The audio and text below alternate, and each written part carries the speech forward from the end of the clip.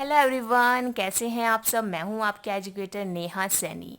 आज का टॉपिक है आपका is matter around us is pure. देख रहे हैं आप मुझे साइंस लर्निंग एकेडमी पे। तो चलिए स्टार्ट करते हैं आज का आपका lesson is matter around us pure. Class 9 का चैप्टर 2 है केमिस्ट्री का, जो कि आज हम स्टार्ट करने वाले हैं। So let's get it started.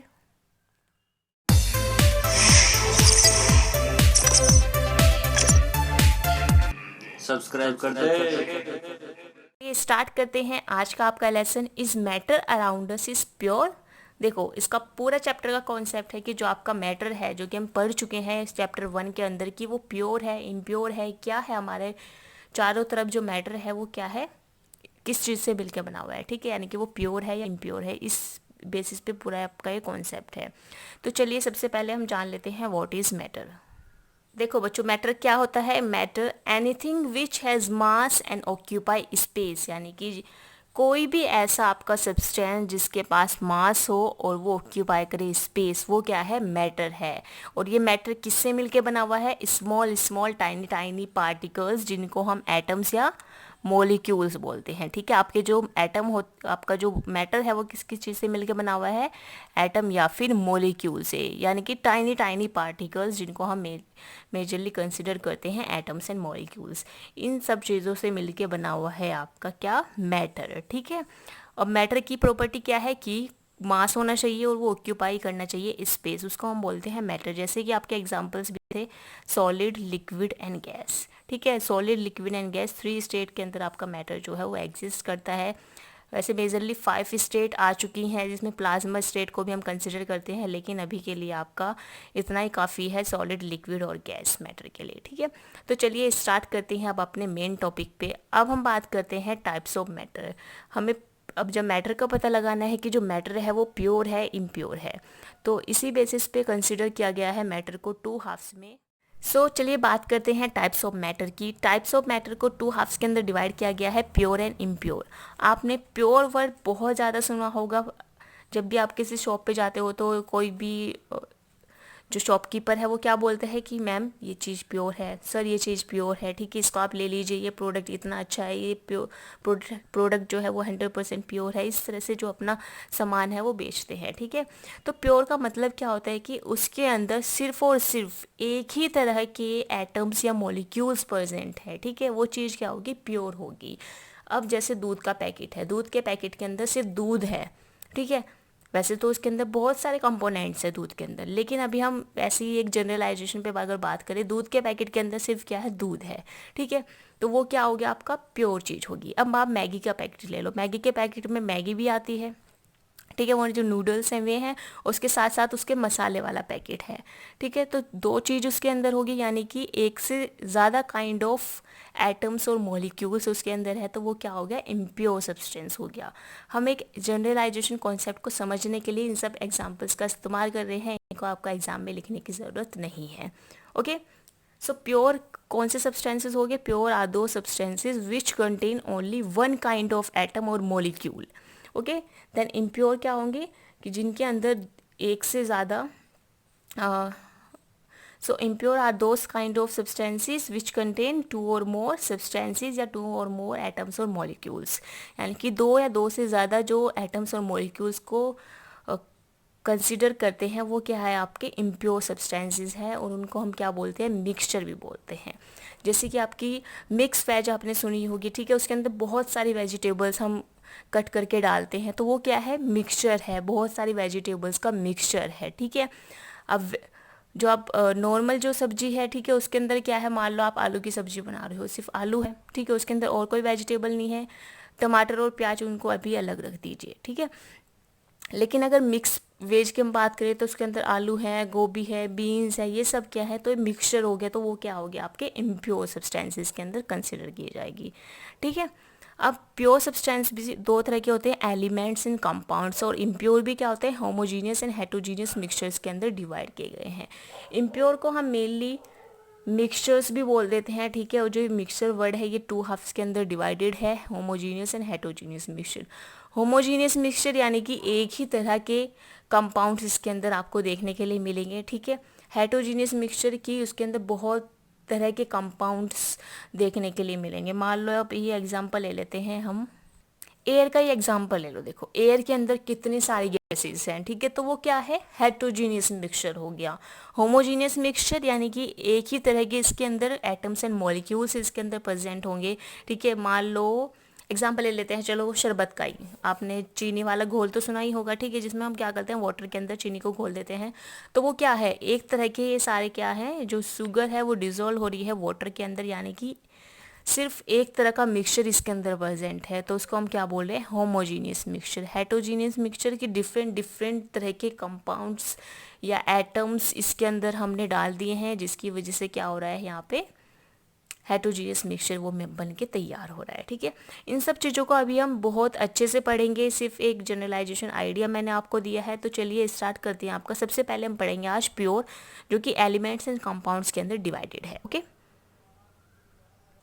So pure substances क्या होते हैं, प्योर सब्सटेंसेस में be defined as material which contain only one kind of atoms और मॉलिक्यूल, यानी कि एक ही तरह के एटम्स या एक ही तरह के मॉलिक्यूल्स जिस भी मटेरियल के अंदर प्रेजेंट होंगे वो क्या होगा, आपका प्योर सब्सटेंस होगा, ठीक है। दूध के पैकेट आप याद कर लीजिए, दूध पैकेट के अंदर क्या है, सिर्फ दूध है, ठीक है, तो वो क्या है, एक प्योर सब्सटेंस है। अब बात करते हैं एलिमेंट्स की। देखो हमने प्योर को दो हाफ्स के अंदर डिवाइड किया था, एक था आपका एलिमेंट, सेकंड था आपका कंपाउंड। तो सबसे पहले हम पढ़ेंगे एलिमेंट्स। एलिमेंट्स क्या होते हैं, elements are those pure substances which are made up of only one kind of atoms. ये वो प्योर सब्सटेंसेस है जो कि सिर्फ और सिर्फ एक ही तरह के एटम से मिलके बने हुए हैं। एग्जाम्पल आते हैं आपके iron, gold, silver, carbon, oxygen, nitrogen and sodium, ठीक है। ये कौन से सब्सटेंसेस हैं, ये वो सब्सटेंसेस है जो कि एक ही तरह के एटम से मिलके बने हुए हैं। ये कभी भी स्प्लिट नहीं हो सकते सिंपलर फॉर्म में, यानी कि जिस फॉर्म में है ये, उस फॉर्म से ये और ज़्यादा स्प्लिट नहीं हो सकते हैं, ठीक है। जो आयरन है, जो लोहा है, वो स्प्लिट नहीं हो सकता है, वो लोहे का लोहा ही रहेगा, चाहे आप उसके 10 टुकड़े कर लो या 20 टुकड़े कर लो, ठीक है, वो रहेगा लोहे का लोहा ही। तो इसके एग्जाम्पल्स कौन कौन से थे आपके एलिमेंट्स के, वो लिख लीजिए प्लीज़, ठीक है। एग्जाम्पल्स हैं iron, gold, silver, carbon, oxygen, nitrogen and sodium. कभी आपने देखा है ऑक्सीजन को और ज़्यादा डिवाइड होते हुए, नहीं देखा ना, ठीक है।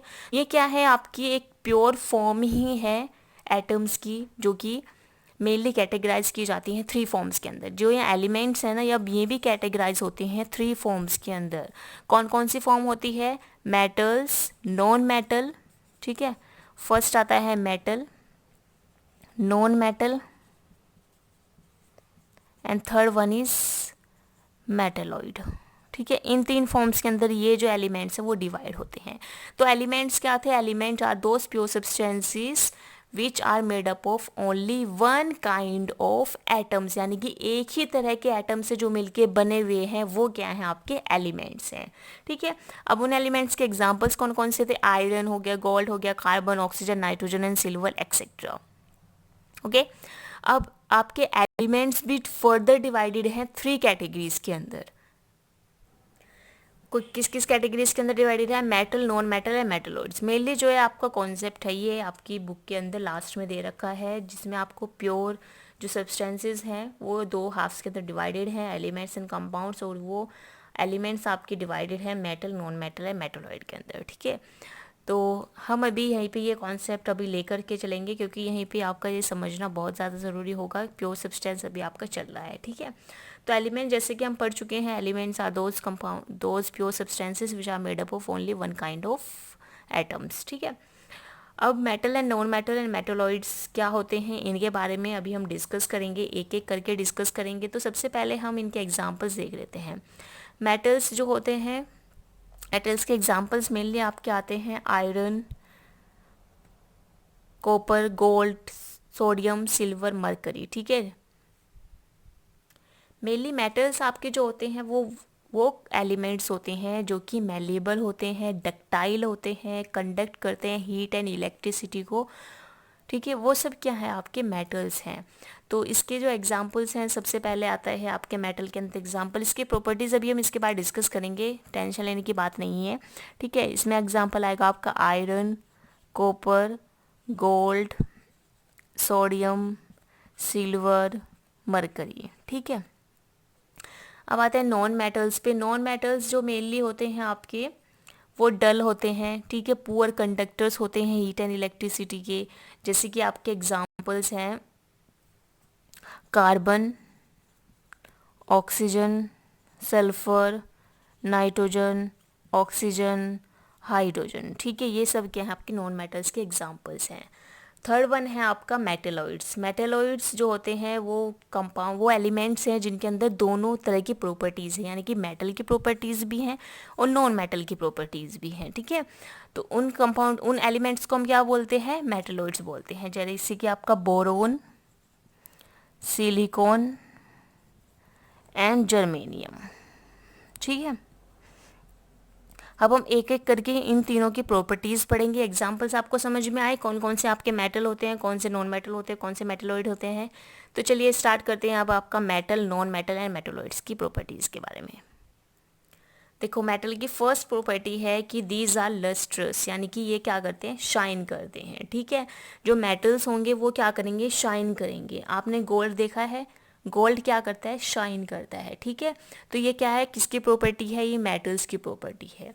सेकेंड पॉइंट है metals are malleable and ductile. Malleable and ductile का मीनिंग अगर हम देखें, मैलिएबल मीन्स होता है लचीला और डक्टाइल मीन्स होता है कोमल। ठीक है, अब आप कहेंगे कि मैम यहाँ पे जो आपके मेटल्स है, आप आयरन को, आप सब लोग सोचेंगे कि यार आयरन कैसे लचीला और कोमल हो सकता है। देखो, यहाँ पे जो मैलिएबल एंड डक्टाइल का मीनिंग है वो क्या है कि जो आपका मेटल है, ठीक है, वो क्या हो जाए, जब आप उसको ठोक पीट करो उसके अंदर, यानी कि जब आप उसको बीट हथौड़े से मारो, ठीक है, लाइक लोहा है, उसको जब आप हथौड़े से मारो तो एक शीट की फॉर्म में चेंज हो जाए। ठीक है, वो क्या है? आपके मेटल्स हैं।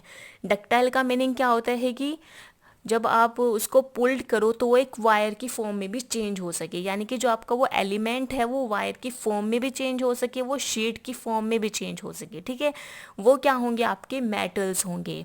आई समझ में बात? और मेनली आपको एक दिमाग में क्वेश्चन यहाँ पे आना चाहिए कि जो मेटल है वो मेटल वो मैलिएबल एंड डक्टाइल क्यों होते हैं। ठीक है, ये क्वेश्चन आपके दिमाग में भी यहाँ पे आना चाहिए, तो उसका आंसर मैं अभी आपको कर देती हूँ। देखो, जैसे कि हमने बात की थी, जो एलिमेंट्स हैं आपके, जो मेटल्स हैं, वो मैलिएबल हैं, डक्टाइल है। ठीक है, और ये गुड कंडक्टर होते हैं हीट के एंड इलेक्ट्रिसिटी के। ठीक है, अब हीट एंड इलेक्ट्रिसिटी यहाँ पे आपको समझ में आया, इलेक्ट्रॉन्स, यहाँ पे किसका ट्रांसफर हो रहा होगा? इलेक्ट्रॉन्स। तो ये मूवेबल इलेक्ट्रॉन्स की वजह से क्या होते हैं? ये मैलिएबल एंड डक्टाइल होते हैं। ठीक है, आया इतना पॉइंट समझ में? अभी थर्ड प्रॉपर्टीज की डिस्कस करते हैं हम। तो थर्ड प्रॉपर्टी है दे आर सोनोरस। ठीक है, सोनोरस का मीनिंग क्या होता है कि ये साउंड प्रोड्यूसिंग होते हैं। कभी भी लोहे पे मार के देख लो, आपको पता चल जाएगा कि साउंड आती है नहीं आती है। ठीक है, तो फोर्थ पॉइंट है आपका all metals are hard except sodium and potassium. देखो, केमिस्ट्री है तो एक्सेप्शंस तो भर भर के होते हैं, ये बात तो आप अपने माइंड में रख ही लो। ठीक है, तो केमिस्ट्री के अंदर एक्सेप्शंस भर भर के होते हैं, हर चीज़ के पीछे एक्सेप्शंस होते हैं इनके।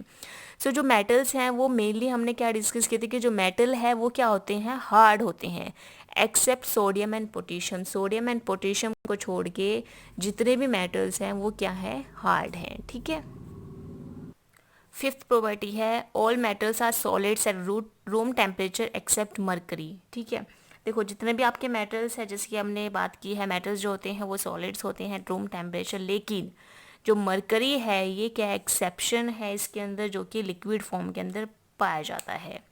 आपको एक्सेप्शंस याद रखने हैं क्योंकि भाई यहीं से आपके क्वेश्चंस आते हैं। केमिस्ट्री मेनली आपके एक्सेप्शंस ही हैं ज़्यादातर केमिस्ट्री के अंदर, तो घबराने की कोई बात नहीं है, याद हो जाते हैं, बहुत सिंपल रहते हैं। ठीक है, कोई टेंशन लेने की बात नहीं है, बस मेटल की प्रॉपर्टीज़ आपको अच्छे से समझ में आ जानी चाहिए, एक्सेप्शंस भी याद हो जाएंगे। ओके, देन सिक्स वन है metals are good conductors of heat and electricity. जैसे कि हमने डक्टाइल एंड मैलेबल वाली प्रॉपर्टी डिस्कस की थी, तो उसके अंदर क्या होता है? आपके इलेक्ट्रॉन्स का मूवमेंट हो रहा था। That means metals are good conductor होते हैं हीट एंड इलेक्ट्रिसिटी के। ओके, सेवेंथ पॉइंट है मेटल्स जनरली फॉर्म कैटायन। जो मेटल्स होते हैं वो जनरली फॉर्म करते हैं कैटायंस। इसके साथ साथ और भी प्रॉपर्टीज़ होती है मेटल की, कि जैसे कि मेटल जो होते हैं वो जनरली कॉम्प्लेक्स कंपाउंड आपके फॉर्म करते हैं और मेनली बेसिक ऑक्साइड्स आपके फॉर्म करते हैं। ठीक है, So metals are generally form complex oxides, mainly basic oxides they are form. ये सब क्या है, प्रॉपर्टीज़ है मेटल की जो कि आज हमने डिस्कस की। ओके, तो ये इतना ही आपके लिए काफ़ी है वैसे मेटल के बारे में जानना। और मेटल का जो मेल्टिंग और बॉइलिंग पॉइंट है वो भी बहुत हाई होता है, लेकिन इसके अंदर भी आपके एक्सेप्शंस है जो कि हैं आपकी एक्सेप्शंस। ठीक है, नाइन्थ है कि ये क्या करते हैं, कॉम्प्लेक्स कंपाउंड फॉर्म करते हैं, जो कि अभी मैंने पॉइंट बोला था। 10th पॉइंट है मेनली ये बेसिक ऑक्साइड्स फॉर्म करते हैं, इसमें भी एक्सेप्शन है। जिंक एंड एल्यूमिनियम को छोड़ के जितने भी आपके मेटल्स होते हैं वो बेसिक ऑक्साइड्स जो होते हैं वो फॉर्म करते हैं। ठीक है, 11th है high melting point and boiling point इनका होता है। ठीक है, ये मेनली इनका जो मेटल्स होते हैं उनका high melting and boiling point होता है। इसमें भी एक्सेप्शन है, वो एक्सेप्शन कौन है, sodium, potassium, calcium and lead. Okay, I think ये इतना सफिशिएंट है मेटल के बारे में जानना, वरना आप एक्सेप्शन के नाम से ही डर जाओगे, केमिस्ट्री तो फिर भूल ही जाओगे। ठीक है, तो मेटल्स काफ़ी हम पढ़ चुके हैं, प्रॉपर्टीज़ हमने बहुत अच्छे से डिस्कस करी हैं इसकी। तो अब आप डिस्टिंग्विश कर सकते हो कि कौन कौन से कंपाउंड, कौन कौन से एलिमेंट्स आपके क्या होते हैं, मेटल होते हैं। ठीक है, मेटल कौन कौन से थे आपके, silver, gold, copper, iron, mercury, potassium, sodium, lead, ये सब क्या है आपके मेटल्स हैं। ओके, अब इससे जो नेक्स्ट लेसन होगा उसके अंदर हम non metals, metalloids and compound के बारे में डिस्कस करेंगे, क्योंकि वीडियो बहुत ज़्यादा लंबा हो रहा है और इतनी बड़ी वीडियो बनाने का कुछ फ़ायदा नहीं होता है, क्योंकि बोर हो जाते हैं। ठीक है, मैं खुद बोर हो जाती हूँ इतनी बड़ी बड़ी वीडियोस में, तो आप लोग भी तो खुद हो जाते होंगे। तो मिलते हैं नेक्स्ट क्लास में नए टॉपिक के साथ। अगर आपको लेसन्स अच्छे लग रहे हैं तो लाइक ज़रूर करना and subscribe to my channel Science Learning Academy. Thank you to all.